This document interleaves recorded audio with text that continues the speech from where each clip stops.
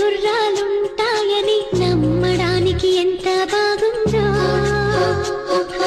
బాలమిత్ర కథలో చదివ పగడపు దీవులు ఉంటాయని నమ్మడానికి